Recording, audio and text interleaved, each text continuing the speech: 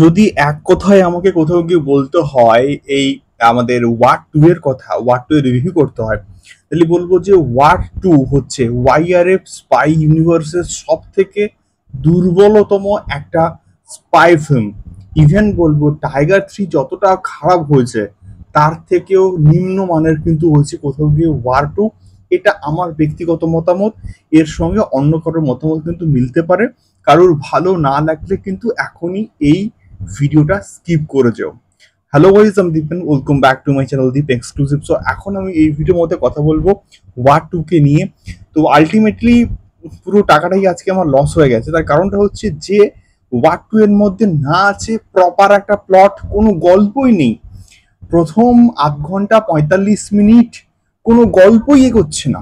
কোথাও গিয়ে শুধুমাত্র জুনিয়র এনটিআর এবং ঋত্বিকের একটা ইন্ট্রোডাকশন করাতেই জাস্ট 30 থেকে 40 মিনিট জাস্ট কেটেই গেছে। মানে তেমন ভাবে গল্প কিন্তু এগোচ্ছেই না। এবং তার সঙ্গে একটা মাইথোলজিক্যাল অ্যাঙ্গেল এখানে নিয়ে আসা হয়েছে, যেটা কোথাও গিয়ে ভালোভাবে কিন্তু ওয়ার্ক করতে পারতো, বাট সেটাকে এক্সিকিউশন লেভেলে কিন্তু তেমন কিছুই তারা কিন্তু প্ল্যান করেনি। কালি আর কালকি, কালি হচ্ছে ইন্ডিয়া দখল করতে চাইছে এবং কালি একটা টিম রাশিয়া, পাকিস্তান, বাংলাদেশ, আহ, তার সঙ্গে সঙ্গে শ্রীলঙ্কা, এই সমস্ত দেশ মিলিয়ে সেখানকার যে বিজনেসম্যানরা আছে তারা ইন্ডিয়াকে বেসিক্যালি দখল করতে চাইছে। তো তার বিরুদ্ধে আমাদের হচ্ছে গিয়ে ঋত্বিক কিন্তু লড়বে। এবং এখানে জুনিয়র এনটিআর এর সঙ্গে ঋত্বিকের একটা পাস্টের একটা ছোটবেলার কিন্তু কানেকশন রয়েছে। সেই কানেকশনটা কি, মানে জাস্ট ওয়ার্থলেস।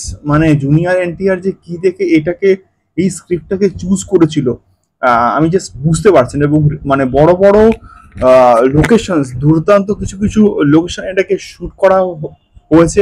মানে অ্যাকশন দৃশ্যগুলো কিছু কিছু, ওই যে ট্রেনের যে অ্যাকশন, ওটা কিন্তু প্রচন্ড ভালো, মানে ভালো হয়েছে। মানে অ্যাকশন দৃশ্যগুলো খুব ভালো করে কিন্তু শুট করা হয়েছে। এবং ঋত্বিকের যে ইন্ট্রোডাকশন সিনটা রয়েছে ওই যে উলফ নিয়ে, ওই সিনটা খুব ভালো হয়েছে। এবং আমার সত্যি বলতে জুনিয়র এনটিআর এর যে অ্যাকশন সিকোয়েন্সটা, যে এন্ট্রি সিনটা, ওটা একদম পোষায়নি। এবং তার সঙ্গে সঙ্গে কিয়ারা আদমানির সঙ্গে কানেকশনটা আমার প্রপার কিন্তু মনে হয়েছে।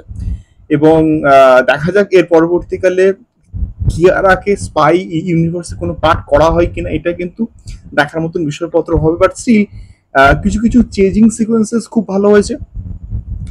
ওই যে ট্রেনের উপরে যে গাড়ি নিয়ে পড়ছে ওই সিকোয়েন্সটা খুব ভালো হয়েছে। এবং তার সঙ্গে সঙ্গে ওই যে স্পিড বোর্ড দিয়ে যে অ্যাকশন সিকোয়েন্সটা আছে ওটা কিন্তু খুব ভালো হয়েছে।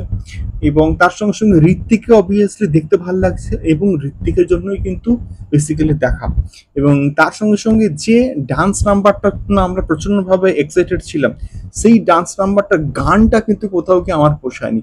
বাট সেখানে ঋত্বিকের ডান্স ভাল লেগেছে, জুনিয়র এনটিআর এর ডান্স খুব একটা ভাল লাগেনি।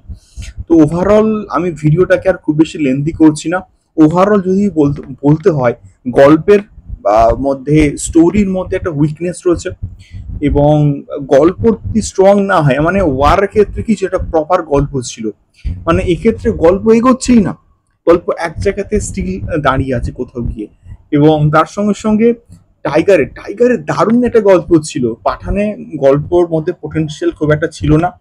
টাইগার টু তেও কিন্তু মোটামুটি একটা গল্পের মতো মানে পোটেনশিয়াল ছিল, ভিলেন স্ট্রং ছিল।